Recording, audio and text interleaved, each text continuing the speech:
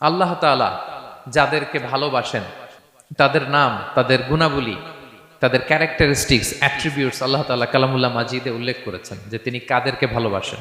বিশেষ কিছু গুণে গুণান্বিত ব্যক্তি আছে যারা এই সৌভাগ্যের অধিকারী, যাদেরকে আল্লাহ তাআলা ভালোবাসেন বলে তিনি কোরআনে জানিয়েছেন।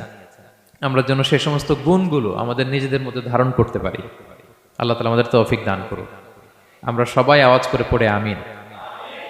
প্রিয় ভাই এবং বোনেরা, শুরুতেই একটা ইন্ট্রোডাক্টরি কথা বলে রাখি, ভূমিকা কথা মূল আলোচনায় যাওয়ার আগে। সেটা হচ্ছে আমাদের প্রত্যেকের মনে রাখতে হবে যে আল্লাহ তাআলা ভালোবাসা পাওয়ার প্রধান শর্ত হচ্ছে রাসূল সাল্লাল্লাহু আলাইহি ইসলামকে ভালোবাসা, তার অনুসরণ করা।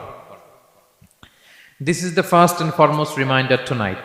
আজকের প্রথম রিমাইন্ডার এটা যে আমরা যে আল্লাহর ভালোবাসা পেতে চাই, এটার প্রধানতম শর্ত হচ্ছে আল্লাহ রাসূল সাল্লাল্লাহু আলাইহি ইসলামের অনুসরণ করতে হবে। ওনার অনুসরণ বাদ দিয়ে আল্লাহর ভালোবাসা কোশ্চিনকালেও পাওয়া যাবে না। যে আয়াত দিয়ে সূরাত আলে ইমরানের ৩১ নম্বর আয়াত দিয়ে আমি আমার আলোচনা শুরু করেছিলাম, এই আয়াতে আল্লাহ তাআলা খুব স্পষ্ট করে বলছেন, কুল ইন কুনতুম তুহিব্বুনাল্লাহা ফাত্তাবিউনি ইউহিব্বুকুমুল্লাহ। হে নবী, আপনি বলে দিন যে ওহে আমার উম্মতেরা, যদি তোমরা আল্লাহকে ভালোবাসতে চাও তাহলে ফাত্তাবিউনি, আমি নবীর অনুসরণ করো, তাহলে ইউহিব্বুকুমুল্লাহ, আল্লাহ তাআলা স্বয়ং তোমাদেরকে ভালোবাসতে শুরু করে দিবেন। বিশ্বনবীর ভালোবাসা ছাড়া, বিশ্বনবীকে অনুসরণ করা ছাড়া আল্লাহর ভালোবাসা কোশ্চিনকালেও পাওয়া যাবে। কাজী নজরুল ইসলাম খুব চমৎকার করে ওনার কবিতায় লিখেছেন, আল্লাহকে যে পাইতে চায় হাজরাতের অনুসরণে, আরশ কুরসি লৌহ কালাম না চাইতে পেয়েছে সে। রসুল নামের রশি ধরে যেতে হবে খোদার ঘরে, নদী তরঙ্গে যে পড়েছে ভাই দরিয়াতে সে আপনি মেশে। হাজরাতের অনুসরণে আরশ কুরসি লৌহ কালাম না চাইতে পেয়েছে সে। সুবহানাল্লাহ পড়েন। রাসূল সাল্লাল্লাহু আলাইহি ইসলামের অনুসরণের মধ্য দিয়ে আল্লাহ তাআলার ভালোবাসাটা অর্জন করতে হবে। এর বাইরে যে আল্লাহ তাআলার ভালোবাসা কোশ্চিনকালেও পাওয়া যাবে না। এবং রাসূল সাল্লাল্লাহু আলাইহি ওয়াসাল্লাম ঠিক যতটুকু করেছেন ঠিক অতটুকুই করতে হবে, এর চেয়ে বেশি করা যাবে না। রাসূল সাল্লাল্লাহু আলাইহি ইসলামের চাইতে কি বেশি মুত্তাকি হওয়া সম্ভব? সবাই বলেন নাই। রাসূল সাল্লাল্লাহু আলাইহি ইসলামের চাইতে বেশি বুজুর্গ হওয়া সম্ভব? ওনার চাইতে বেশি আল্লাহওয়ালা হওয়া সম্ভব? ওনার চাইতে বেশি আল্লাহ তাআলার কাছে প্রিয় ব্যক্তিত্ব হওয়া সম্ভব না, কোশ্চিনকালেও না, অসম্ভব। রাসূল সাল্লাল্লাহু আলাইহি ইসলামের সময়কালে কিছু সাহাবারা রাসূল সাল্লাল্লাহু আলাইহি ইসলামের স্ত্রীদের কাছে জানতে চেয়েছিল যে উম্মুল মুমিনিন, আপনারা বলুন যে রাসূল সাল্লাল্লাহু আলাইহি ইসলামের আমল কেমন ছিল? আমরা তো মসজিদে দেখি, বাইরে দেখি, ঘরে ওনার আমল কেমন আমাদের জানতে বড্ড মনে চায়। তো রাসূল সাল্লাল্লাহু আলাইহি ওয়াসাল্লামের স্ত্রীরা বললেন যে উনি এমন এমন আমল করেন, এইভাবে নফল রোজা রাখেন, শেষ রাতে তাহাজ্জুদ পড়েন, এইভাবে তাসবিহ পড়েন, কোরআন তেলাওয়াত করেন, জিকির করেন। তো হাদিসে এসেছে যে কাআন্নাহুম তাকাল্লুহা, তাদের কাছে এটা কেমন যেন কম মনে হইল। তারা একটা বড় এক্সপেকটেশন নিয়ে আসছিল, মানে বিশাল একটা, রাসূল সাল্লাল্লাহু আলাইহি ওয়াসাল্লাম সব নবীদের নবী, না জানে কি আমল করে ঘরের ভিতরে। কিন্তু যখন রাসূল সাল্লাল্লাহু আলাইহি ওয়াসাল্লাম স্ত্রীদের কাছে শুনলো এই আমল তিনি করেন ঘরের ভিতরে, ওনারা হতাশ। হায় রে, ভাবছিলাম এত এত আমল করে, এই মাত্র এরকম আমল করে, এগুলো তো আমরাও করি। কাআন্নাহুম তাকাল্লুহা, হাদিসে এসছে ওনাদের কাছে এটা খুব কম মনে হইলো। তো তারা একে অপরকে বলতে লাগলো যে এর কারণ হচ্ছে কদ গুফিরা লাহু মা তাকাদ্দামা মিন যামবিহি ওয়া মা তাআখার। আল্লাহ তাআলা তো রাসূল সাল্লাল্লাহু আলাইহি ওয়াসাল্লামের আগের পরের সব গুনাহ মাফ করে দিয়েছে। ওনার তো আদতে কোনো গুনাহই নাই, কিন্তু আল্লাহ তাআলার ঘোষণা হচ্ছে নবী হে, আপনার আগের পরের সব গুনাহ আমি মাফ করে দিলাম। তো সাহাবারা বলতেছেন এর কারণ হচ্ছে ওনার কোনো গুনাহই নাই, সব মাফ, এজন্য ওনার কম করলেও হয়, আমাদের তো এত কম করলে চলবে না। কথা বুঝতে পেরেছেন? তো ওনারা ভাবলো যে না, আমাদের তো আমল বাড়াইতে হবে। তো কি করতে হবে? একজন বলল আমি সারা রাত নামাজ পড়বো, আমি আর ঘুমাবো না। এখন থেকে সারা রাত কি করব? নামাজ পড়বো, আমি আর ঘুমাবো না। আরেকজন বলল তাহলে আমি সারা বছর রোজা রাখবো, রোজা ভাঙবো না, সারা বছর টানা রোজা, যেহেতু বেশি বেশি করতে হবে। আরেকজন বলল আমি স্ত্রীদের সাথে আর মেলামেশা করবো না, আমার স্ত্রীদের সাথে আমি আমার মতো বৈরাগ্য জীবন যাপন করব। তো এই কথা যখন রাসূল সাল্লাল্লাহু আলাইহি ওয়াসাল্লাম শুনলেন, রাসূল সাল্লাল্লাহু আলাইহি ওয়াসাল্লাম ওনাদেরকে ডেকে পাঠালেন, ডেকে বললেন আনতুমুল্লাযীনা কুলতুম কাযা ওয়া কাযা, তোমরা কি এমনটা এমনটা বলছো? তারা ভয়ে বলতেছে ইয়া রাসূলুল্লাহ, জি আমরা তো এরকম করে ফেলছি, বলে ফেলছি। তখন রাসূল সাল্লাল্লাহু আলাইহি ওয়াসাল্লাম বললেন ওয়াল্লাহি ইন্নী লা আখশাকুম লিল্লাহি ওয়া আতকাকুম লাহু, আল্লাহর শপথ করে বলছি আমি তোমাদের মধ্য থেকে আল্লাহকে সবচেয়ে বেশি ভয় পাই, আমি সবচেয়ে বড় মুত্তাকি, আমার চেয়ে বেশি কেউ আল্লাহকে ভয় পেতে পারে না। তা আমি সবচেয়ে বড় মুত্তাকি, আমি সবচেয়ে বেশি আল্লাহর প্রিয় ভাজন, আমি আল্লাহর সবচেয়ে বেশি ভয় পাই, এরপরেও আমি রাতে ঘুমাই আবার নামাজও পড়ি, সোম বৃহস্পতিবারে রোজা রাখি, বাকি দিনগুলোতে আমি খাই, আমার তো 11 জন স্ত্রী, আমি সবার সাথে মেলামেশা করি, কই স্ত্রী মেলামেশায়, রোজা রাখা না রাখায়, রাতে ঘুম এবং তাহাজ্জুদ, এই যে ব্যালেন্স করে যে আমি জীবন পরিচালনা করি, এতে আমার মুত্তাকি হইতে তো কোনো সমস্যা হয় নাই। আমি শ্রেষ্ঠ নবীর এই মর্যাদা অক্ষুণ্ণ রাখতে তো আমার সমস্যা হয়নি, কিন্তু তোমাদের সমস্যা কোথায়? তখন তিনি একটা অসাধারণ উক্তি করেছিলেন, তিনি বলেছিলেন ফামান রাগিবা আন সুন্নতি ফালাইসা মিন্নি, যে আমার সুন্নতকে অবজ্ঞা করে, মানে আমার যে পন্থা এটা অনুসরণ না করে অন্য কিছু যে করতে চায়, ফালাইসা মিন্নি, সে আমার দলভুক্ত নয়। আল্লাহু আকবার! কি ভারসাম্যবোধ, কি ব্যালেন্সড লাইফস্টাইল, কি পরিমিতি বোধ তিনি আমাদের শিখিয়েছেন। তাহলে বোঝা গেল সারা রাত ইবাদত করলেই ওইটা শ্রেষ্ঠ ইবাদত হয় না, কারণ রাসূল সাল্লাল্লাহু আলাইহি ওয়াসাল্লাম ঘুমাতেন আবার ইবাদত করতেন, স্ত্রীদের সাথে মিলতেন, সামাজিক কাজ করতেন, মাঝে মাঝে নফল রোজা রাখতেন, মাঝে মাঝে অনেকদিন রাখতেন না। This is balance, this is Islam, এবং এর চেয়ে শ্রেষ্ঠ ইসলাম আর হতে পারে না। তার মানে বোঝা গেল রাসূল সাল্লাল্লাহু আলাইহি ওয়াসাল্লামের চাইতে যদি এক কাঠি বেশি বোঝেন আপনি, এটা ইসলাম হবে? এটা হবে বাড়াবাড়ি, ঠিক কি না? রাসূল সাল্লাল্লাহু আলাইহি ওয়াসাল্লাম যেমনটি করেছেন ঠিক তেমনটি করার নাম ইসলাম, এবং এভাবেই আল্লাহ তাআলার ভালোবাসা পাওয়া সম্ভব, এছাড়া পাওয়া সম্ভব।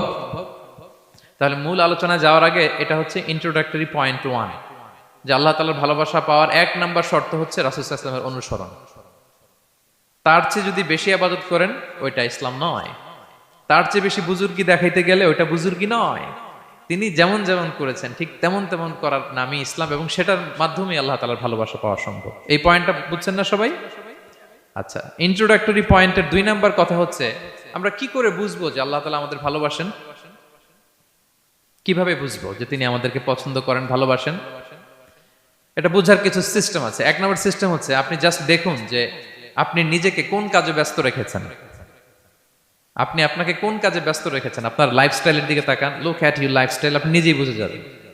আপনি যদি দেখেন যে না আপনার ভালো ভালো কাজে আপনার ব্যস্ততা, আপনার এঙ্গেজমেন্ট ভালো লোকদের সাথে, আপনার সার্কেলটা ভেরি গুড সার্কেল, ভালো কাজে আপনার মন টানে, আপনি ভালো কাজ করেন, যদি আপনার কার্যক্রম এরকম হয় তাহলে বুঝে নেবেন আল্লাহ তাআলা আপনাদেরকে ভালোবাসেন, আলহামদুলিল্লাহ।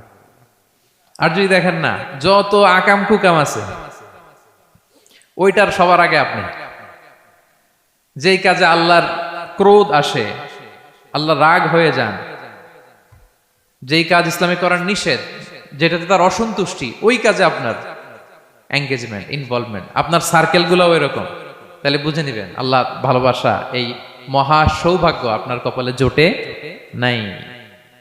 তাহলে এটা হচ্ছে একটা সিস্টেম।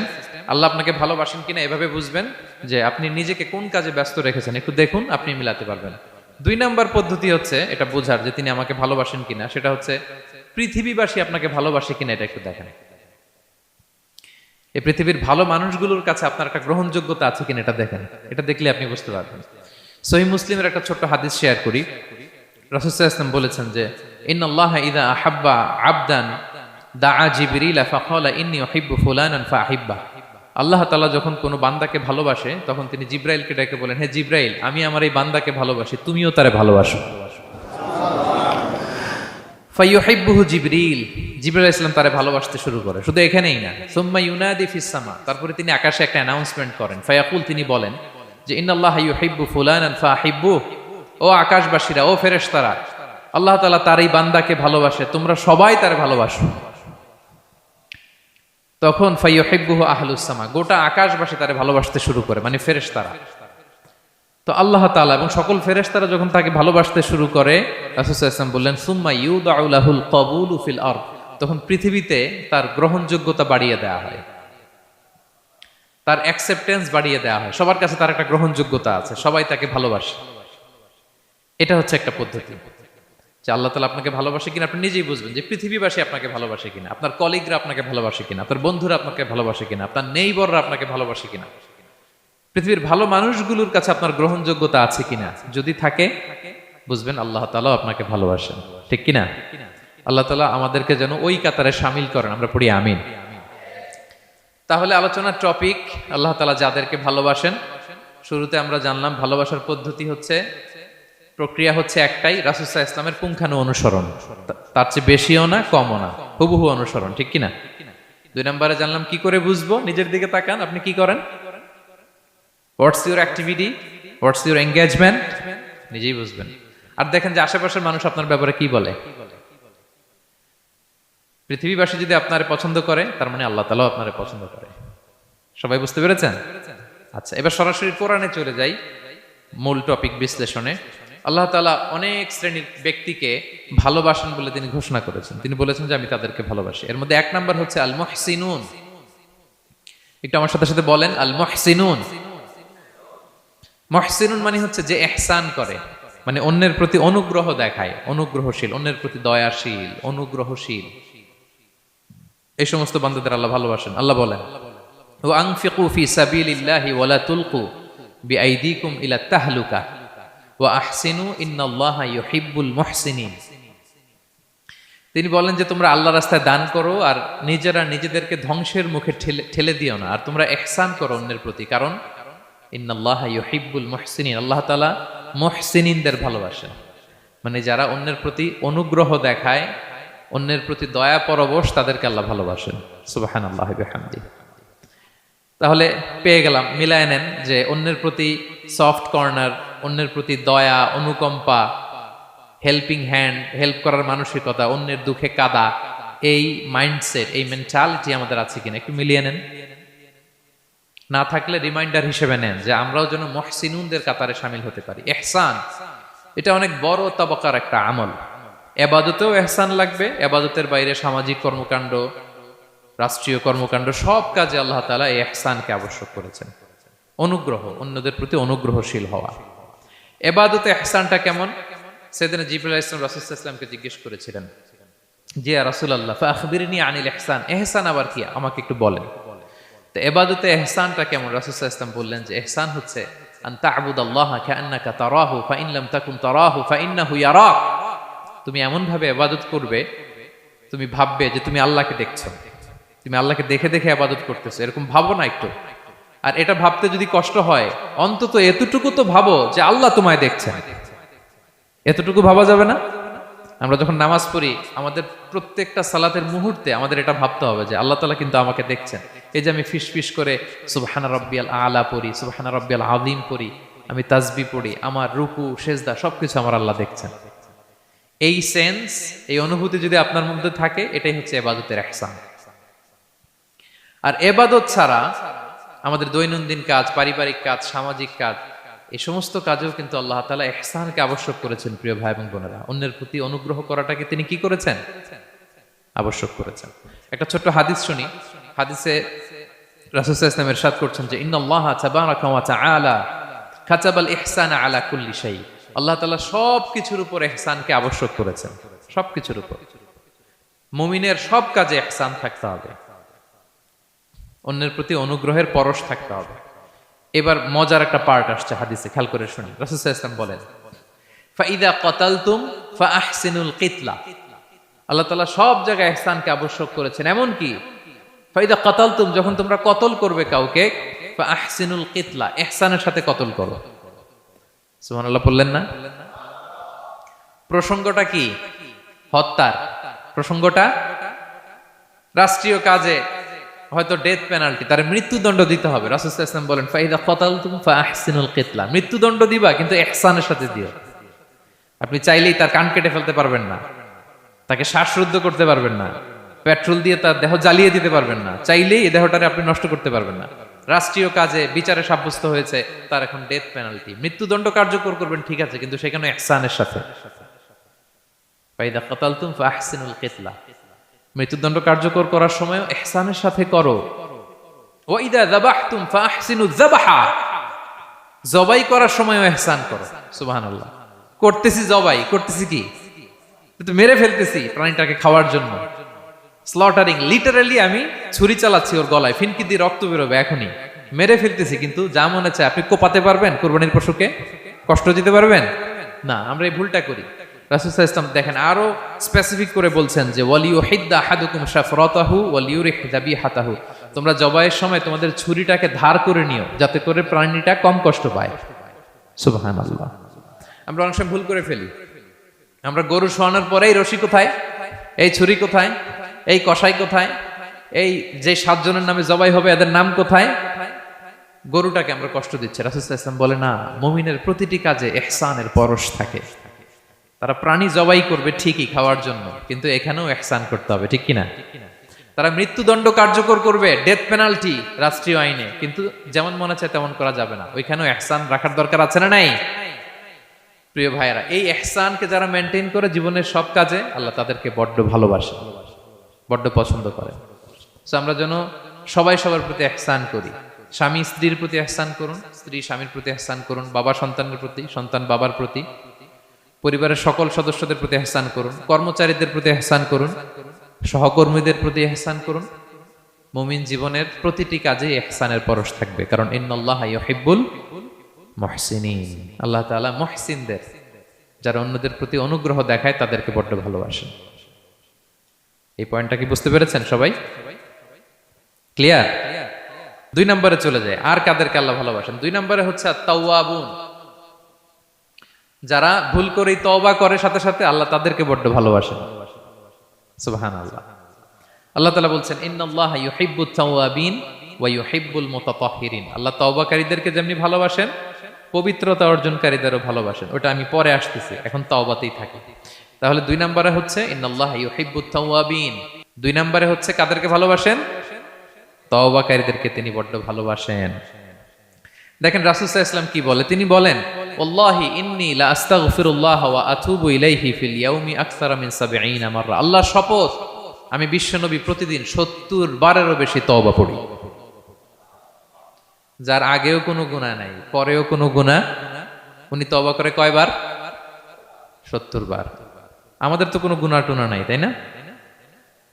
হ্যাঁ, আমাদেরও গুনাহ আছে নাকি? বস্তা ভরা। তো বিশ্বনবী যদি 70 বার তওবা করেন ডেইলি বেসিস, আমাদের করা দরকার কয়বার? যার যার কাছে ছেড়ে দিলাম, বলেন। হ্যাঁ, 70,000 বার করা দরকার, ঠিক কিনা? প্রিয় ভাইরা, তাওবা কি? তাওবা মানে ফিরে আসা আল্লাহর কাছে। ভুল করেছি, অনুতপ্ত হয়ে আল্লাহর কাছে ফিরে আসবো, এটার নাম তাওবা। To return back to your Lord, আল্লাহর কাছে ফিরে আসবেন। এই ফিরে আসাটাকে আল্লাহ খুব পছন্দ করেন। এখানেই শয়তান আর আমাদের মধ্যে পার্থক্য। শয়তান ভুল করে করছি তো করছে, ওইটার মধ্যেই সে অটল অবিচল, ক্ষমা আর চাইনি। কিন্তু আমরা সকালে ভুল করে দুপুরে মাফ চাই, দুপুরে করে রাতে মাফ চাই, আজকে ভুল করে কালকে মাফ চাই, ঠিক কিনা? এই মাফ চাওয়াটাকে, ফিরে আসাটাকে, তার গুনাহগার বান্দা অনুতপ্ত হয়ে, রিয়েলাইজেশন হয়ে, বুঝতে পেরে ফিরে আসাটাকে তিনি বড্ড পছন্দ করেন, বড্ড পছন্দ করেন। এজন্য ভুল আমাদের হবে প্রিয় ভাইরা। আল ইনসান মিনান নিসিয়ান, আমাদের নামটাই এসেছে ভুল থেকে, আমরা ভুলে যাই, ভুল হয়ে যায় আমাদের। কিন্তু ক্ষমার রাস্তা, তওবার রাস্তা খোলা আছে না নাই? এটা হচ্ছে আমাদের জন্য আশা, হোপ। আমরা হোপফুল, সবসময় আশাবাদী। যত ভুল হোক, যত ভুল আপনি করেন, এটা খেয়াল রাখবেন, ভুল আপনি যতই করেন না কেন, তার রহমতের দরিয়া তার চাইতেও বড়, তার ক্ষমার মহাসাগর তার চাইতেও বিস্তৃত, যত ভুল আপনি করেন না কেন। এজন্য আল্লাহ তাআলা বলেন ইয়া আইয়ুহাল্লাযীনা আমানু তুবু ইলাল্লাহি তাওবাতান নাসুহা, ওহে বিশ্বাসীরা একনিষ্ঠভাবে তওবা করো, ফিরে আসো আমার দিকে। ফাফিররু ইলাল্লাহ 24/7, পৃথিবীর কোনো দরজা 24 ঘন্টা খোলা থাকে না। রাত 3টার দিকে যদি আপনি উঠে জায়নামাজটা বিছিয়ে যে ভুলটা করছেন ওটা স্মরণ করে চোখের পানি ছেড়ে মাফ চান, ক্ষমা করবেন না তিনি? হ্যাঁ, ক্ষমা দেওয়ার জন্য তিনি বসে আছেন। এজন্য ভুল হইলে আমরা করবো আস্তাগফিরুল্লাহ। কি বলবো? পড়েন আস্তাগফিরুল্লাহ রাব্বি মিন কুল্লি যামবি ওয়া আতুবু ইলাইহি। পড়েন আস্তাগফিরুল্লাহাল্লাযী লা ইলাহা ইল্লা হুয়াল হাইয়ুল কাইয়্যুম ওয়া আতুবু ইলাইহি। এটা পড়ে আল্লাহর কাছে ফিরে আসবেন, অনুতপ্ত হবেন, আল্লাহ ভুল করে ফেলেছে, আল্লাহ তুমি ক্ষমা করো, আল্লাহ তুমি ক্ষমা করো, আল্লাহ আমরা ভুল করে ফেলেছি। ভুল সবাই করে, কে না করে? হ্যাঁ, কুল্লু ইবনে আদম খাত্তা। বিষ্ণু বলেন তোমরা সবাই ভুলকারী, কিন্তু ওয়া খায়রুল খাত্তাইন আত-তাওয়াবুন, এই ভুলকারীদের মধ্যে শ্রেষ্ঠ যে ভুল করেই তওবা করে। তওবা করতে রাজি আছেন তো? সবাই রাজি আছেন? আমার প্রিয় ভাইরা, এই তওবার দৃশ্যটা দেখতে আল্লাহ বড্ড পছন্দ করেন। বান্দা যখন ভুল বুঝতে পারে, মাথাটা নিচু করে চোখের পানি ছেড়ে বান্দা যখন কাঁদতে শুরু করে, এই দৃশ্যটা দেখলে আল্লাহ সহ্য করতে পারে না। আল্লাহর রহমতের দরিয়ায় জোশ খেলে যায়, বান্দা যা চায় আল্লাহ তাই দিয়ে দেয়। তখন চোখের পানির এত বড় পাওয়ার। এজন্য আমরা ভুল করে যেন অটল না থাকি, আল্লাহর কাছে যেন ক্ষমা চাই, আমরা যেন ফিরে আসি তার দরবারে। তার দরবার সবসময় খোলা। এবং তিনি এই তওবার বা ফিরে আসার দৃশ্যটা দেখতে কত পছন্দ করেন শোনেন। রাসূল সাল্লাল্লাহু আলাইহি ওয়াসাল্লাম বলেন, ওয়াল্লাযী নাফসি বিয়াদিহি, তার শপথ যার হাতে আমার আত্মা, লাউলাম তুযনিবু, তোমরা যদি ভুল না করতে, লা যাহাবাল্লাহু বিকুম, আল্লাহ তোমাদেরকে ধ্বংস করে দিতেন। ওয়ালা জাআ বিকওমিন, আল্লাহ এমন এক জাতি তৈরি করতেন, ইউযনিবুন, ওরা খালি ভুল করত, ফায়াস্তাগফিরুন, আর ক্ষমা চাইতো, ফায়াগফিরুল্লাহু লাহুম, আর আল্লাহ তাদের ক্ষমা করতেন। তোমরা যদি ভুল না করতে, এই বনি আদম, তোমরা যদি ভুল না করতে, তোমাদেরকে আল্লাহ তাআলা ধ্বংস করে এমন একটা গোষ্ঠী বানাইতেন যারা খালি ভুল করতো আর মাফ চাইতো, ভুল করতো আর মাফ চাইতো, আর আল্লাহ মাফ করে দিত। সুবহানাল্লাহ বললেন না? গাফিরিয যামবি ওয়া কাবিলিত তাওব, তিনি পাপ মোচন করার জন্যই তো তিনি আমার রব, তওবা কবুল করার জন্যই তো তিনি আল্লাহ সুবহানাহু ওয়া তাআলা, তিনি রব্বে কারীম। তার দয়ার কোনো শেষ নাই, তার মায়ার কোনো শেষ নাই। আমরা যখন তওবা করি, অনুতপ্ত হই, চোখের পানি ছেড়ে যখন কাঁদি, আল্লাহ যে কত খুশি হয় এটার একটা উপমা হাদিসে এসেছে, সহিহ মুসলিমের হাদিস। রাসূল সাল্লাল্লাহু আলাইহি ওয়াসাল্লাম বলেন, লাল্লাহু আশাদ্দু ফারাহান বিতাওবাতি আবদিহি হিনা ইয়াতুবু ইলাইহি, কেউ যখন তওবা করে আল্লাহ কত খুশি হয় জানো?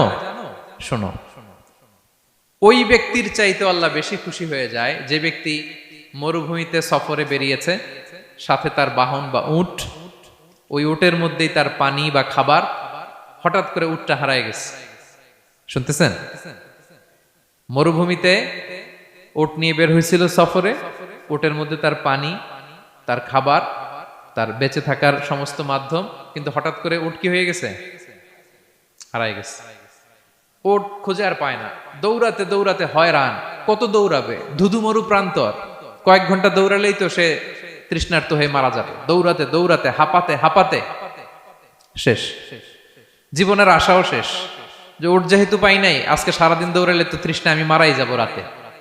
তো জীবনের আশা ভরসা শেষ করে হাঁটতে হাঁটতে হাঁপাতে হাঁপাতে হঠাৎ একটা গাছের সন্ধান পেল। ওই গাছের নিচে যে এত ক্লান্ত, তৃষ্ণার্ত, হাঁপাতে হাঁপাতে ঘুমায় গেছে, হতাশ, আমার বাঁচার আর কোনো মাধ্যম নাই, আমার উট হারায় গেছে, ওইখানে পানি, ওইখানেই খাবার। ক্লান্ত শ্রান্ত হয়ে তৃষ্ণার চোটে ঘুম চলে আসছে। হঠাৎ ঘুম থেকে জেগে ওঠে, উটটা পাশেই দাঁড়ায় আছে। যে ওটের উপরে তার পানি এবং খাবার ছিল, পুরা মরুভূমিতে দৌড়াইতে দৌড়াইতে আবার সন্ধ্যাবেলায় এসে মালিকের সামনে দাঁড়ায় আছে। সে ঘুম থেকে উঠি তাড়াতাড়ি করে রশি ধরে ফেলছে উটের। পুরোটা হাদিসের অনুবাদ শোনাচ্ছি। তো উটের রশি ধরে বেচারা এত খুশি, এত খুশি, এত খুশি, যে খুশির চোটে ও বলতে আরম্ভ করছে, আল্লাহুম্মা আনতা আবদি ওয়া আনা রাব্বুক, আল্লাহ তুমি আমার গোলাম, আমি তোমার রব, তুমি দয়া করে এই ওটটা ফিরাই দিছো, আজকে তুমি ওটটা ফিরাই না দিলে আমি তো মরে যেতাম। আল্লাহ প্রশংসা তোমার। খুশির চোটে। কিসের চোটে? খুশির চোটে কথা উল্টে গেছে। সে এত খুশি, সে আনন্দে এত উদ্বেলিত, এত খুশি, সে বলতেছে আল্লাহ, আল্লাহুম্মা আনতা আবদি, আল্লাহ তুমি আমার গোলাম। খুশিতে আল্লাহুম্মা আনতা আবদি, আল্লাহ তুমি আমার গোলাম, ওয়া আনা রাব্বুক, আমি তোমার রব, তোমার দরবারে লাখো কোটি শুকরিয়া। আল্লাহ কেঁদে কেঁদে বলতেছে। তা আল্লাহ বলে, ওইরকম একটা পরিস্থিতিতে যে তার জীবনের আশা ছেড়েই দিয়েছিল, হঠাৎ করে ওট ফিরে পাওয়ার পরে খুশির চোটে সে যখন আমি আল্লাহরে ওর গোলাম বানায় আর ওরে আমার রব বানায়, ওই লোকটা ওই মুহূর্তে ঠিক যত খুশি আমার কোনো বান্দা তওবা করে যখন আমার কাছে ফিরে আসে, আমি আল্লাহ ওই বান্দার উপর তার চাইতেও বেশি খুশি হয়ে যাই। আল্লাহু আশাদ্দু ফারাহান। ওই ব্যক্তি কত খুশি হইলে আল্লাহর গোলাম বানায়, কত খুশি হইলে সে সেন্স হারায় ফেলে যে আল্লাহ তুমি আমার গোলাম, আমি তোমার রব। কখন বলে? খুশিতে সে মাতোয়ারা। আল্লাহ বলে ওই মাতোয়ারা ব্যক্তি ওই মুহূর্তে যত খুশি, আমার কোনো বান্দা ভুল করে বোঝার পরে যখন চোখের পানি ছেড়ে আমার কাছে তওবা করে, আমি আল্লাহ তার চাইতেও বেশি খুশি হয়ে যা। তওবা করবেন তো? করবেন করবেন। ইন্নাল্লাহা ইউহিব্বুত তাওয়াবিন। আল্লাহ তাআলা তওবাকারীদের বড্ড ভালোবাসেন আমার ভাইরা। ভুল হলেই যেন আমরা তওবা করি। কয়টা জানলেন? প্রথমটা কি ছিল? কি করে? ভুলে গেছি। ইহসান করে, মুহসিনুন, যারা অন্যদের প্রতি অনুগ্রহ প্রদর্শন করে। আচ্ছা, 2 নাম্বার কি ছিল? তাওবা, মানে আত-তাওয়াবুন, যারা ভুল হলেই কি করে? তাওবা করে। 3 নাম্বার হচ্ছে আল মুতাতাহহিরুন, যারা পবিত্রতা অর্জন করে, সবসময় পাক পবিত্র থাকে, নিট এন্ড ক্লিন থাকে। এই ক্লিনলিনেসকে আল্লাহ পছন্দ করেন। সুবহানাল্লাহ। কি সুন্দর আমাদের ধর্ম, কত চমৎকার আমাদের ইসলাম। রাদিতু বিল্লাহি রাব্বা ওয়া বিল ইসলামি দীনা। আমরা আল্লাহরে রব হিসেবে পেয়ে খুশি, ইসলামকে দিন হিসেবে পেয়ে খুশি, ঠিক কি না?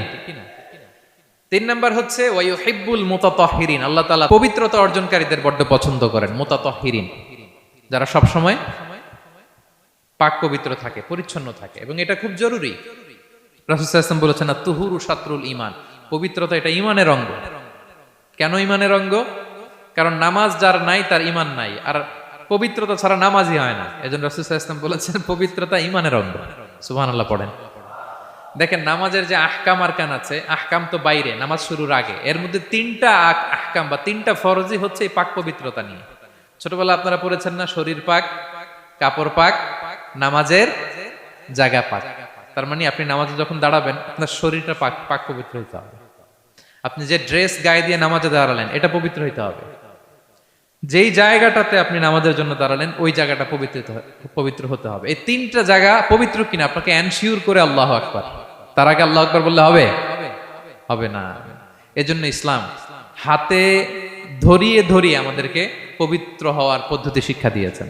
রাসূল সাল্লাল্লাহু আলাইহি ওয়াসাল্লাম যখন এগুলো শিখাতেন, মুশরিকরা হাসতো, হায় রে কেমন নবী তোমাদের, কিভাবে টয়লেটে যাইতে হয় এটাও শিখায়।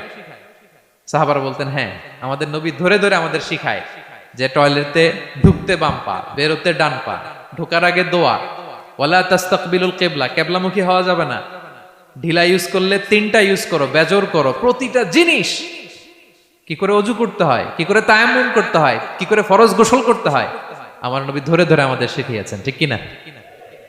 ধরে ধরে শিখিয়েছেন। কিভাবে ওযু করবেন রাসূল সাল্লাল্লাহু আলাইহি ওয়াসাল্লাম গামলা নিয়ে তিনি দেখিয়েছেন। কিভাবে তায়াম্মুম করবেন মাটিতে বাড়ি দিয়ে তায়াম্মুম করে দেখিয়েছেন। কেমন করে মেসওয়াক করবেন দেখিয়েছেন। কিভাবে আতর ইউজ করবেন দেখিয়েছেন। ক্লিনলিনেসের যত দিক হতে পারে সব বিশ্বনবী আমাদের শিখিয়েছেন। এমনকি কালামুল্লাহ মাজিদে আল্লাহ তাআলা আমাদেরকে সুস্পষ্ট জানিয়েছেন, ইয়া আইয়ুহাল্লাযীনা আমানু ইযা কুমতুম ইলা সলাতি ফাগসিলু উজুহাকুম। যখন নামাজে দাঁড়াবা আগে ওযু করো। ফাগসিলু উজুহাকুম, যারা আরবি বোঝেন আগে মুখ ধুয়ে নাও। ওয়া আইদিয়াকুম ইলাল মারাফিক, তারপরে 2 হাত কোণই পর্যন্ত ধুয়ে নাও। ওয়ামসাহু বিরুউসিকুম, তারপর মাথা মাসে করে নাও। ওয়া আরজুলাকুম ইলাল কাবাইন, এরপরে টাকনু পর্যন্ত 2 পা ধুয়ে নাও। ওযু হয়ে গেল না? হয়েছে না? এবার ধরে ধরে আমাদেরকে শেখানো হয়েছে। যদি গোসল ফরজ হয়, ওয়া ইন কুনতুম জুনুবান ফাত্তাহহারু, গোসল ফরজ হলে গোসল করে নাও। এখন ওযু গোসলের জন্য পানি নাই, তো ওযু আর গোসলের জন্য যদি পানি না থাকে, ফালাম তাজিদু মাআন ফাতায়াম্মামু সাঈদান তাইয়্যিবা, পবিত্র মাটি দিয়ে তায়াম্মুম করো। দেখেন ওযুও শিখাইলো কোরআন, তায়াম্মুমও শিখাইলো কোরআন। পাক পবিত্র হওয়ার ক্লিনলিনেসের যত আয়োজন আছে সব আল্লাহর কোরআনে আছে না নাই? সব আল্লাহ তাআলা আমাদেরকে জানিয়ে দিয়েছেন। এবং আম্মা জান আয়েশা রাদিয়াল্লাহু তাআলা আনহা আল্লাহ রাসূল সাল্লাল্লাহু আলাইহি ওয়াসাল্লামকে জিজ্ঞেস করেছিলেন, ইয়া রাসূলুল্লাহ, কিয়ামতের দিন এত নবীর উম্মত, কোটি কোটি মানুষ, আপনি আপনার উম্মতকে চিনবেন কি করে? এত মানুষ থাকবে, আপনি কি করে চিনবেন? রাসূল সাল্লাল্লাহু আলাইহি ওয়াসাল্লাম বললেন, ইন্না উম্মতি ইয়াতুনা ইয়াউমাল কিয়ামাতি গুররাম মুহাজ্জালিনা মিন আসারিল wudu। তিনি বললেন ওযুর চিহ্ন দেখে আমি আমার উম্মত চিনব। আমার যে সমস্ত উম্মতেরা অজু করে নামাজ পড়েছে, অজুর পানি তাদের গায়ের যেই যেই জায়গায় লেগেছে এই জায়গাগুলো কিয়ামতের দিন রেডিয়াম বাতির মতো জল জল জল জল করে জ্বলতে থাকবে। আমি এটা দেখে চিনে ফেলবে আমার উম্মত নামাজি, পাক্কা নামাজি। আল্লাহু আকবার। এবং অতিরিক্ত পবিত্রতা অর্জনের জন্য কিছু সাহাবীদেরকে আল্লাহ স্পেশালি কোরআনে অ্যাপ্রিশিয়েট করেছেন। তারা হচ্ছে মসজিদে কোবা পল্লীর আশেপাশে যে সাহাবারা, তারা অতিরিক্ত পবিত্রতা অর্জন করতেন। আল্লাহ তাআলা বলেন ফিহি রিজালুন ইউহিব্বুনা আন ইয়াতাতাহহারু। এই মসজিদে কোবার আশেপাশে এমন কিছু মুসল্লি আছে যারা পছন্দ করে পবিত্রতা অর্জন করতে, বেশি পবিত্রতা অর্জন করতে তারা পছন্দ করে। আর ওয়াল্লাহু ইউহিব্বুল মুত্তাহিরিন, আল্লাহ তাআলা অতিরিক্ত পবিত্রতা অর্জনকারীকে ভালোবাসেন, পছন্দ করেন। সুবহানাল্লাহ পড়েন। তো তাদের প্রশংসা যখন আল্লাহ তাআলা কোরআনে করলেন, বিষ্ণু সাল্লাল্লাহু আলাইহি ওয়াসাল্লাম তাদেরকে ডাকলেন, বললেন ও কোবাপল্লীর সাহাবীরা, ঘটনা কি? তোমাদের নাম বিশেষভাবে আল্লাহ তাআলা কোরআনে উল্লেখ করেছে যে ফিহি রিজালুন ইউহিব্বুনা আন ইয়াতাতাহহারু। কি তোমাদের এমন গুণ? তোমরা কিভাবে পবিত্রতা অর্জন করো? তারা বলতে আরম্ভ করলো যে নাতাওয়াদ্দাউ লিস-সালাহ, আমরা নামাজের সময় ওযু করি, ওয়া নাগতাসিলু মিনাল জানাবা, গোসল ফরজ হলে গোসল করি, ওয়া নাস্তানজি বিল মা, আর পানি দিয়ে ইস্তেনজা করি। সুবহানাল্লাহ। এই পানি দিয়ে ইস্তেনজা করাটা আল্লাহ পছন্দ করেছেন। ওনাদের সময় ওনারা পানি দিয়ে ইস্তেনজা করতো না, পাথর দিয়ে, ঢিলা দিয়ে তারা ক্লিন হয়ে যেত। এর কারণ হচ্ছে তাদের খাদ্য প্রক্রিয়াটা এমন ছিল, ড্রাই ফ্রুট খেত তো, খেজুর, গোশত, রুটি, তো তাদের স্টুলটা ওইরকম হইতো। আরবের লোকদের অনেকের এই স্টুলটা এরকম হয়। যেমন আমাদের যখন কখনো কোষ্ঠকাঠিন্য হয় তখন দেখবেন যে আমাদেরও এরকম হয়। তা আমরা যখন স্টুল পাস করি তখন আমাদের এই পায়ুপথটা মূলত বেরিয়ে আসে, স্টুল পাস করে আবার পায়ুপথ আমাদের দেহের ভেতরে চলে যায়। ফলে যখন কারো কোষ্ঠকাঠিন্য হয় তখন দেখা যায় যে তারা টিস্যু ইউজ করা লাগে না। আমাদেরও কখনো কখনো এরকম হয় না? হয়। তো ওনাদের সারা বছর একই রুটিন, ওনাদের আসলে টিস্যু ইউজ করা লাগে না, ওনাদের স্টুলটাই এরকম। কিন্তু এরপরেও ওই সাহাবারা এক্সট্রা পানি ইউজ করতেন। আমরা যেমনি কল ঘোরালেই পানি, ওই সময় পানি এত অ্যাভেলেবল ছিল না, সপ্তাহে একদিন গোসল করার সুযোগ পেতেন। পানি মানে এটা গোল্ডের মতো দাম, ডায়মন্ডের মতো দাম পানি মরুভূমিতে। তো তারা বলে ওয়ানাস্তানজি বিল মা, আমরা পানি জমিয়ে রাখি, সেই পানি দিয়ে ইস্তেনজা করি। রাসূল সাল্লাল্লাহু আলাইহি ওয়াসাল্লাম বললেন ক্বালা ফাহুয়া যাক ফাআলাইকুম, তাহলে এটাই সেই কারণ, এটাই সেই কারণ, এজন্যই আল্লাহ তাআলা স্পেশালি কোরআনের ভেতরে তোমাদের নাম তুলে দিয়েছেন। পড়ুন সুবহানাল্লাহ।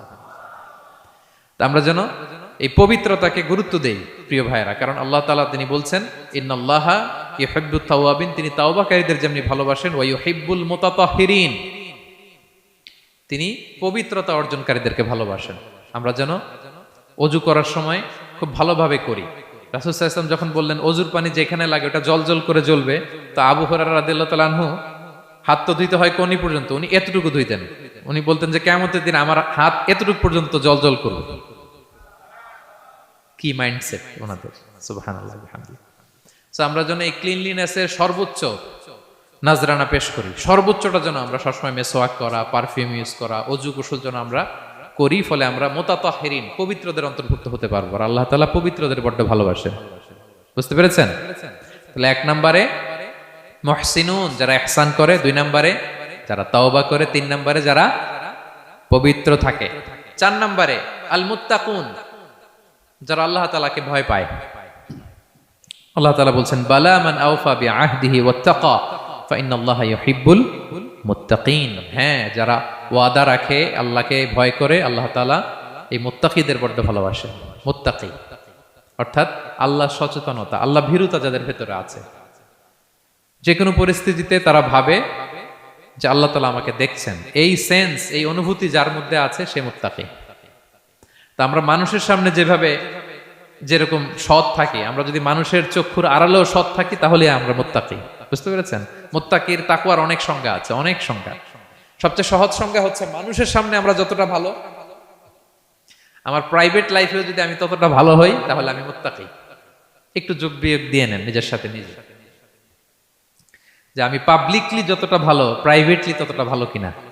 যদি হই তো আমি মুত্তাকি। ওমরে ফারুক রাদিয়াল্লাহু তাআলা আনহু একবার উবাই ইবনে কাবকে বললেন, ইয়া উবাই মা হুয়া তাকওয়া, আল্লাহ কোরআনে এত তাকওয়ার কথা বলেছেন, তাকওয়াটা কি? উনি প্রশ্নের উত্তর না দিয়ে উনিও প্রশ্ন করলেন। উনি বললেন, হাল সালাকতা তরিকান দা শাউক, ইয়া আমিরাল মুমিনিন, আপনি কি কখনো মরুভূমিতে কাঁটাযুক্ত রাস্তা দিয়ে হেঁটেছেন? উনি বললেন, হেঁটেছি। তো কিভাবে হেঁটেছেন? দেখেন কেমনে উত্তর দেয় এক সাহাবী আর এক সাহাবীকে।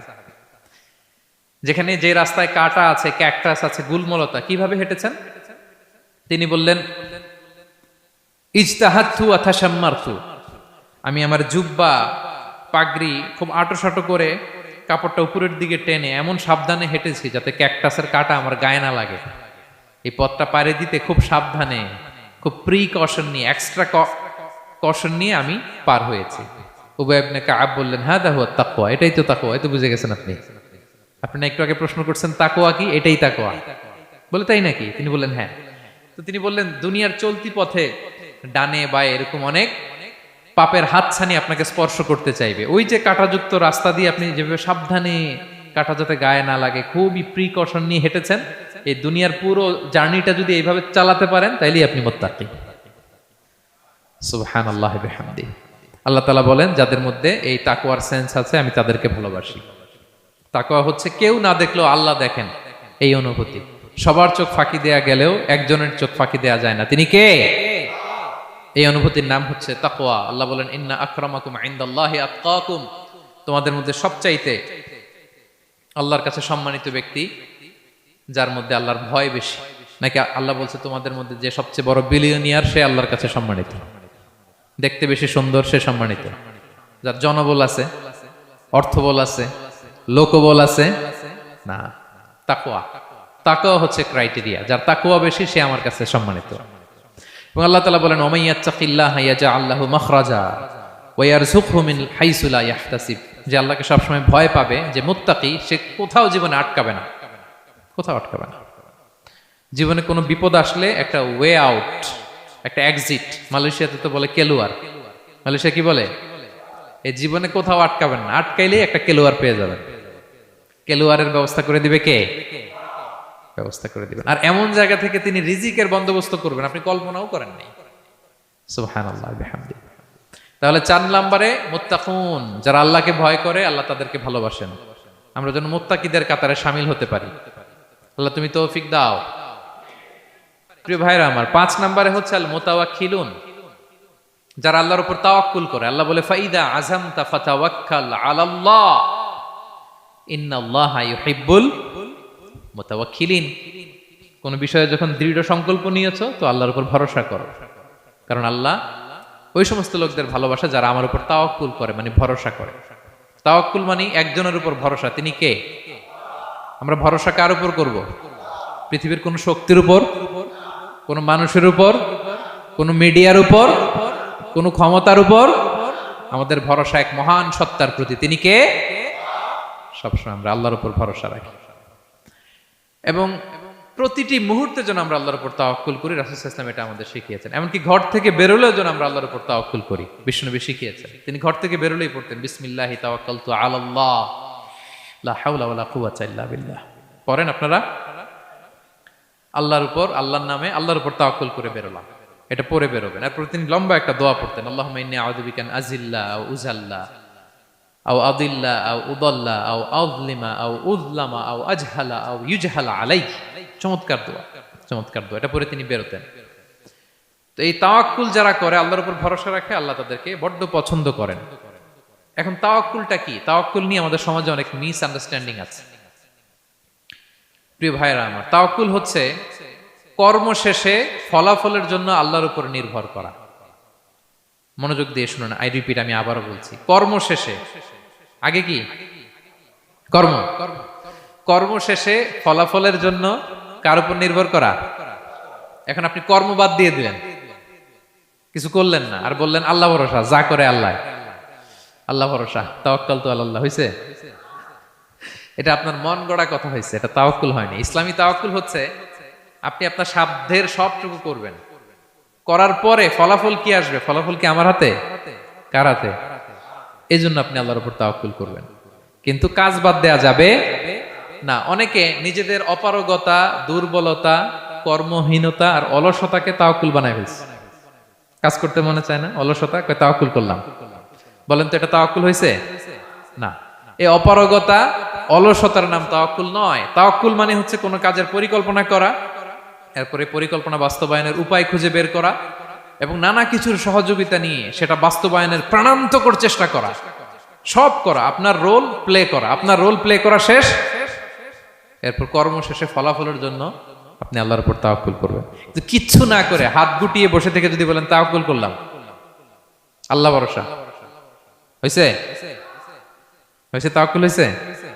হয় নাই। তো এখানে ব্যালেন্স অ্যাটিটিউডে আসতে হবে। আমি সব করতে পারবো, এটাও যেমনি ভুল, আল্লাহই সব করে দিবেন, এটাও ভুল। The position of Islam is somewhere in between this two extreme lines. এই দুটার মাঝখানে ইসলামের পজিশন। পাখিকে তাওয়াক্কুলের মডেল হিসেবে আল্লাহ উপস্থাপন করেছেন। পাখিকে বিশ্বনবী বলেন, তোমরা যদি পাখির মতো তাওয়াক্কুল করো, পাখিরে যেমনি আল্লাহ খাওয়ায় তোমাদেরকেও খাওয়াবে। পাখি কেমনি তাওয়াক্কুল করে? বিশ্বনবী বললেন, তাগদু খিমাসান ওয়া তারুহু বিতানান। পাখিগুলো প্রতিদিন সকালবেলা কিচির মিচির রবে তার বাসা থেকে বের হয়ে জঙ্গলে ছড়িয়ে পড়ে, সারাদিন খুঁজতে খুঁজতে, ঘুরতে ঘুরতে, উঠতে উঠতে আল্লাহ তাআলা বিকেল বেলা আবার প্রতিটি পাখির ওদর পূর্তি করে তার ঘরে ফিরিয়ে নিয়ে আসে। ঠিক কিনা? তো পাখি কি ঘরের ভিতরে বসে থেকে তাওয়াক্কুল করছে? সকালবেলা আগে কি করছে? বের হয়ে গেছে। তো আগে আপনার রোলটা আপনার প্লে করতে হবে, তারপরে আপনি আল্লাহর উপর তাওয়াক্কুল করবেন। অনেকে নিজেদের অপারগতা, অলসতাকে তাওয়াক্কুল বানিয়েছে। না, অপারগতা, অলসতা, কর্মহীনতা, এগুলো থেকে রাসূল সাল্লাল্লাহু আলাইহি ওয়াসাল্লাম আল্লাহর কাছে পানাহ চেয়েছেন। এগুলোর সাথে ইসলামের কোনো সম্পর্ক নাই। তার মানে হাত গুটিয়ে বসে থেকে আল্লাহ ভরসা বলবেন, কি করবেন? হ্যাঁ, সর্বোচ্চ চেষ্টা চালিয়ে যেতে হবে। এরপরে ফলাফলের জন্য আমরা কার উপর ভরসা করব? কারণ ইন্নাল্লাহা ইউহিব্বুল মুতাওয়াক্কিলিন, আল্লাহ তাআলা তাওয়াক্কুলকারীদেরকেও ভালোবাসেন। আলহামদুলিল্লাহ বলেন। তাহলে কয়টা গেল? কয়টা? আর তিনটা বলবো, আর তিনটা। 6 নম্বরে হচ্ছে as-সাবিরুন। সাবিরুন মানে কি? হ্যাঁ, ধৈর্যশীল। একটু বুঝে ফেলছে? as-সাবিরুন সবর শব্দ থেকে এসেছে। as-সাবিরুন মানে ধৈর্যশীল। যারা আল্লাহর উপর ধৈর্য, বিপদে আপদে আল্লাহর দেয়া বিপদে যারা ধৈর্য ধারণ করে, ওই ধৈর্যশীল ব্যক্তিদেরকে আল্লাহ তাআলা পছন্দ করেন। আল্লাহ তাআলা বলেন, ওয়া কাআইয়্যিম মিন নাবিয়্যিন ক্বাতালা মাআহু রিব্বিয়ুনা কাসীর ফামা ওয়াহানু লিমা আসাবাহুম ফি সাবিলিল্লাহ ওয়া মা দুউফু ওয়া মাস্তাকানু ওয়াল্লাহু ইউহিব্বুস সাবিরিন। কত নবী আছে, তাদের সাথে অনেক আল্লাহওয়ালারা লড়াই করেছে, তারা বিপদে হতোদ্যম হয়নি, নতজানু হয়নি, তাদেরকে দমানো যায়নি, তারা ধৈর্য ধারণ করেছে। কারণ ইন্নাল্লাহা ইউহিব্বুস সাবিরিন, আল্লাহ তাআলা ধৈর্যশীলদের বড় ভালোবাসেন। ধৈর্যশীল, ধৈর্য ধারণ করতে হবে। ধৈর্য ধারণ এটা সবার পক্ষে সম্ভব হয় না। ধৈর্য এটা এমন একটা গাছ, যে গাছের চারদিকে শুধু কাটা আর কাটা, কিন্তু ফলটা বড় মিষ্টি। আবার বলি, ধৈর্য এমন একটা গাছের নাম, যে গাছের সারা গায়ে কাটা, সারা গায়ে কি, কিন্তু ফল মিষ্টি। ওই মিষ্টি সুস্বাদু ফল আনতে গেলে কিছু কাটা সহ্য করতে হবে। আমরা যেন বিপদে ধৈর্য ধারণ করি। রাসূল সাল্লাল্লাহু আলাইহি ওয়াসাল্লামকে আল্লাহ তাআলা নিজে সান্ত্বনা দিয়েছেন আর বলেছেন, ওয়াসবির আলা মা ইয়াকুলুনা ওয়াহজুরহুম হাজরান জামিলা। নবী হে, আপনি হেরা গুহা থেকে এমন আলোর বাণী নিয়ে এসেছেন, এমন সংস্কারের কথা নিয়ে এসেছেন, এমন পাওয়ারফুল মেসেজ নিয়ে এসেছেন, এটা সমাজে দিলে সমাজ আপনাকে আলিঙ্গন করবে না, পাথর ছুড়বে, গালি দিবে, ট্যাগ লাগাবে, নানা তকমা দিবে, কিন্তু এগুলোতে পিছপা হওয়া চলবে না। নবী হে, ওয়াসবির, আপনি ধৈর্য ধারণ করুন। আলা মা ইয়াকুলুন, ওরা যাই বলুক, আপনারে কখনো বলবে গণক, কখনো বলবে জাদুকর, কখনো বলবে পাগল, কখনো বলবে কবি, এখন আমাদেরকে বলে না, হ্যাঁ, কখনো বলে মৌলবাদী, কখনো বলে জঙ্গিবাদী, কখনো বলে রাজাকার, আছে না নাই? যুগে যুগে এই ট্যাগিং সংস্কৃতি আছে। তারা ট্যাগ লাগায়, তারা নানা ধরনের মিথ্যা তকমা লাগায়। তো আল্লাহ তাআলা আশ্বস্ত করে বললেন, নবী আপনি ভয় পাবেন না, আপনি ধৈর্য ধারণ করুন। ওয়াসবির আলা মা ইয়াকুলুন, তারা যাই বলুক না কেন আপনি সবর ইখতিয়ার করুন, তাদেরকে আপনি ইগনোর করুন, একটু সয়ে যান। একটু সয়ে গেলে রয়ে যাবে, এটা দুনিয়ার নিয়ম। সয়ে গেলে রয়ে যাবে, রয়ে যেতে চাইলে সয়ে যেতে হবে প্রিয় ভাইয়েরা, কারণ আল্লাহ তাআলা ধৈর্যশীলদের বড্ড পছন্দ করেন। এবং রাসূল সাল্লাল্লাহু আলাইহি ওয়াসাল্লাম একটা চমৎকার হাদিস বলেছেন, তিনি বলেছেন, আজাবান লিআমরিল মুমিন মুমিনের ব্যাপারটা বড়ই ইন্টারেস্টিং, বড়ই চমৎকার। এটা মুমিন ছাড়া অন্য কারো হয় না। ব্যাপারটা কেমন? রাসূল বলেন, ইন আসাবাতহু সাররাউ শাকারা। মুমিন যখন আনন্দে থাকে তখন মুমিন শুকরিয়া করে। শুকরিয়া করলে সওয়াব আছে না নাই? কারণ শুকরিয়া একটা ইবাদত। আর ওয়া ইন আসাবাতহু দাররাউ, মুমিন যখন বিপদে পড়ে দুঃখে থাকে, সাবারা, তখন সে ধৈর্য ধারণ করে। ধৈর্য ধারণ করলে সওয়াব আছে না নাই? তো সওয়াব ছাড়া আমাদের আর কিছু আছে? আমি জীবনে হয় সুখী নয় দুঃখী, কি বলেন? আমাদের জীবনের চলতি পথে হয় কখনো আমরা সুখী নয়, সুখের সময় কি করি? শুকর করি। শুকর করলে সওয়াব আছে না নাই? আর দুঃখের সময় কি করি? সবর করি। সবর করলে সওয়াব আছে না নাই? তাহলে হয় শুকর নয় সবর। এই দুইটা ইবাদত মুমিন জীবনে সর্বদা চলমান। কেমন একটা উইন উইন সিচুয়েশন। সুবহানাল্লাহ পড়বেন না? একটা উইন উইন সিচুয়েশন। এজন্য প্রিয় ভাইরা, মাথা গরম করবেন না, কখনোই অস্থির হবেন না, আতঙ্কিত হবেন না, ধৈর্য ধারণ করুন। কারণ ধৈর্য এমন একটা গাছ, চারি গায়ে কাটা, কিন্তু ফলটা বড় মিষ্টি। এজন্য আল্লাহ তাআলা বলেন, ইন্নাল্লাহা ইউহিব্বুস সাবিরিন। আল্লাহ তাআলা ধৈর্যশীল বান্দাদেরকে পছন্দ করেন। কয়টা গেল? 6টা। 7 নম্বরে আল মুকসিতুন। মুকসিতুন মানে হচ্ছে ন্যায়পরায়ণ, যে ইনসাফের সাথে ফায়সালা করে, যে পার্শিয়ালিটি করে না, হ্যাঁ, 2 নাম্বারই করে না। বিচার করতে যে যখন রায় দেয়, ন্যায়সঙ্গত ভাবে রায় দেয়, ঘুষ খেয়ে বায়াজ হয়ে কোনো রায় দেয় না, তাদেরকে আল্লাহ পছন্দ করে। কিন্তু আমাদের বিচার ব্যবস্থার দিকে তাকান, গোটা বিশ্বব্যাপী আছে না নাই? ছোট্ট একটা বিচারেও দেখবেন যে ছোট্ট সালিশ বসছে, এর কাছ থেকে টাকা খেয়ে ওর পক্ষে রায় দিয়ে দেয়, এরকম আছে না নাই? না, আল্লাহ তাআলা তাদেরকে বড্ড অপছন্দ করেন। বরং যারা বায়াজ নয়, যারা পার্শিয়ালিটি করে না, যারা ইনসাফের সাথে ন্যায় ভিত্তিক ফায়সালা করে, আল্লাহ তাদেরকে পছন্দ করেন। আল্লাহ তাআলা বললেন, ওয়া ইন হাকামতা ফাহকুম বাইনাহুম বিল কিসত। নবী, যখন আপনি বিচার করবেন, ন্যায় পরায়ণতার সাথে বিচার করুন। কারণ ইন্নাল্লাহা ইউহিব্বুল মুকসিতিন। আল্লাহ তাআলা ন্যায় পরায়ণদেরকে বড্ড ভালোবাসেন। ন্যায় পরায়ণ জীবনের প্রতিটি ক্ষেত্রে। পার্শিয়ালিটি আপনি করতে পারবেন না, আপনার মধ্যে কোনো বায়াসনেস থাকতে পারবে না। আল্লাহ বলেন, কিয়ামতের দিন আমি যে মিজানের পাল্লা বসাবো, ওয়া নাদাউল মাওয়াজিনাল কিসতা লিয়াউমিল কিয়ামা, এই মিজানের পাল্লা, এর মধ্যে কোনো বায়াসনেস নাই। ফামান ইয়ামাল মিসকালা যাররাতিন খাইরান ইয়ারা। অনুপরিমাণ ভালো এটাও ওজন হবে, অনুপরিমাণ খারাপ এটাও ওজন হবে। ফালা তুযলামু নাফসুন শাইআ। সেদিন কারো প্রতি বিন্দু পরিমাণ জুলুম করা হবে না। ন্যায় বিচারের মানদণ্ড তিনি সেদিন কায়েম করবেন। আর দুনিয়াতে যারা ন্যায় বিচার করে, ন্যায় ভিত্তিক ফায়সালা করে, তাদেরকে আল্লাহ ভালোবাসেন। সুবহানাল্লাহ পড়েন। রাসূল সাল্লাল্লাহু আলাইহি ওয়াসাল্লাম কতটা ন্যায়পরায়ণ ছিলেন শুনেন। 8ম হিজরিতে তিনি যখন মক্কা বিজয় করলেন, মক্কার লোকেরা তার হাতে বায়াত হলো, তিনি অল্প কিছুদিন এখানে 20 দিনের মতো ছিলেন মক্কায়। তো ইন দ্য মিন টাইম মক্কার কুরাইশ গোত্রের একটা শাখা, এটার নাম হচ্ছে বনু মখজুমিয়া। বনু মখজুমিয়া গোত্রের একটা নারী চুরিতে ধরা পড়ল। তো চুরি করলে ইসলামের বিধান কি? আস-সারিকু ওয়াস-সারিকাতু ফাকতাউ আইদিয়াহুমা, হাত কেটে দাও।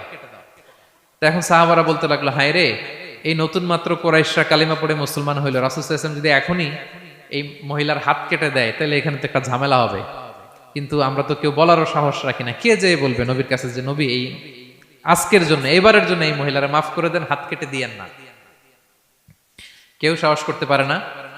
পরে রাসূল সাল্লাল্লাহু আলাইহি ওয়াসাল্লামের পালক পুত্রের ছেলে উসামা বিন যায়েদ, হিব্বু রাসূলিল্লাহ, উনাকে রাসূল সাল্লাল্লাহু আলাইহি ওয়াসাল্লাম বড্ড ভালোবাসতেন। সবাই বলে, উসামারে যে বল, সে তো নাতির মতো। যায়েদ হচ্ছে পালক পুত্র, পালক পুত্রের ছেলে তো নাতি, হাসান হোসেনের মতো আদর করতেন। তো তাকে যে বলো। সবাই বললো, উসামা, আমরা কেউ পারবো না, তুমি যে বলো। তো উসামা ছোট মানুষ যে বলতেছে, ইয়া রাসূলুল্লাহ, সবাই বলতেছে এবারের জন্য একটু মাফ করে দেয়া যায় না, এই মহিলাটারে একটু মাফ করে দেয়া যায় না। রাসূল সাল্লাল্লাহু আলাইহি ওয়াসাল্লাম রেগে গেলেন।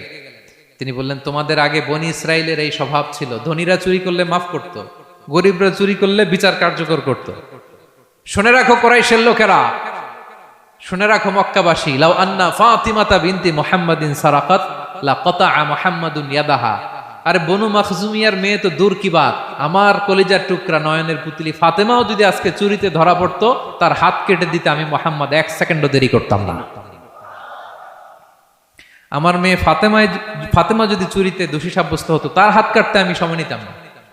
This is Islam, this is ইনসাফ, দিস ইজ জাস্টিস।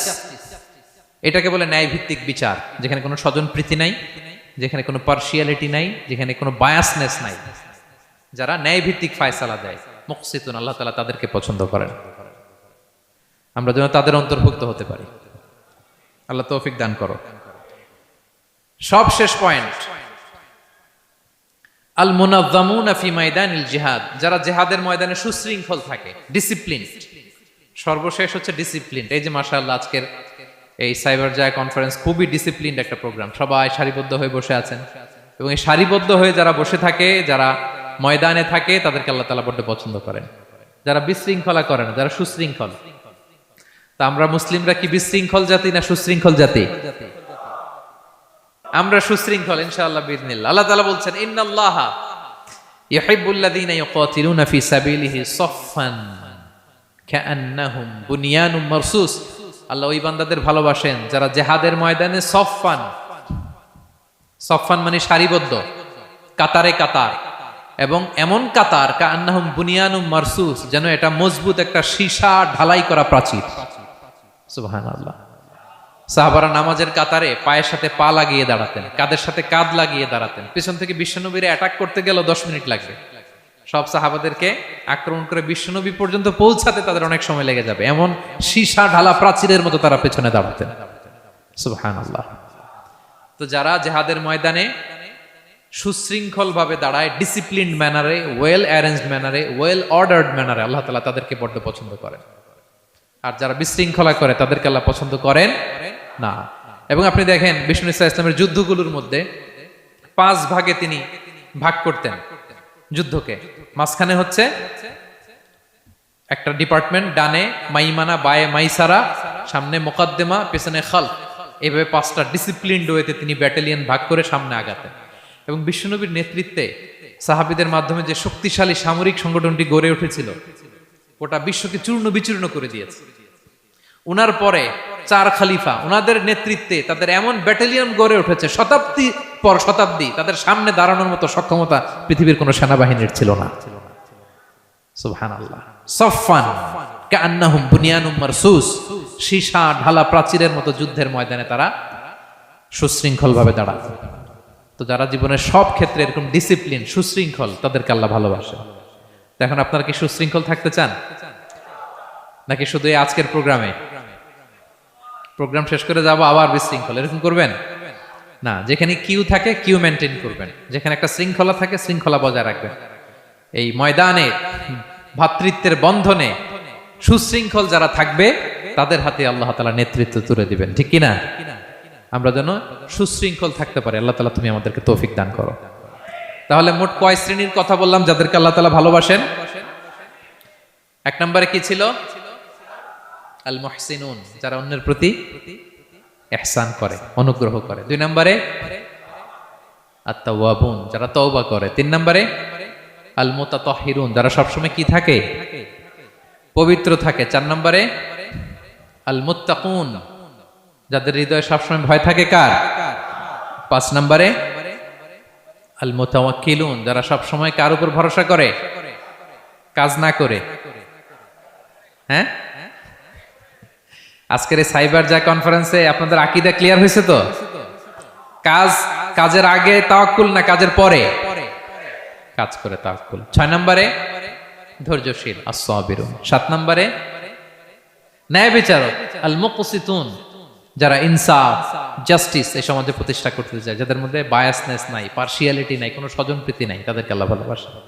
সবশেষে সুশৃঙ্খল, সফফান কাআন্নাহুম বুনিয়ানুম মারসুস, সীসা ঢালা প্রাচীরের মতো তারা ময়দানে অবস্থান করে। ডিসিপ্লিন, যাদের জীবনে কোনো বিশৃঙ্খলা বলতে কোনো শব্দ তাদের ডিকশনারিতে নাই।